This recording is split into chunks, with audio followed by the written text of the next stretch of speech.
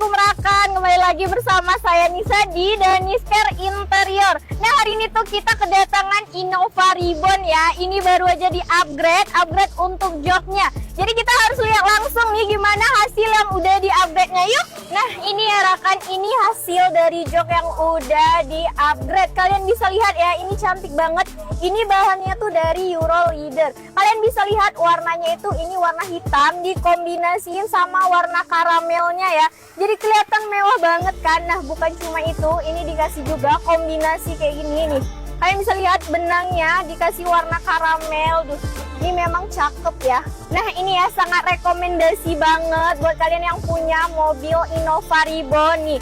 Kalian bisa lihat ya, dudukannya juga empuk banget. Ini bahan yang sama sekali nggak panas ya. Jadi mau seharian pun di dalam duduk di sini nggak bakalan berkeringat. Untuk pekerjaannya kalian jangan sanksi ya. Di Danisker Interior itu paling cepet 1 hari aja udah jadi.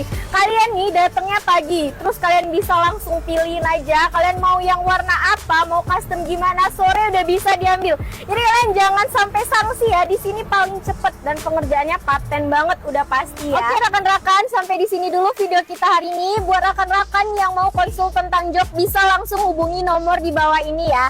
Nah, saya Nisa pamit undur diri, sampai ketemu di video selanjutnya.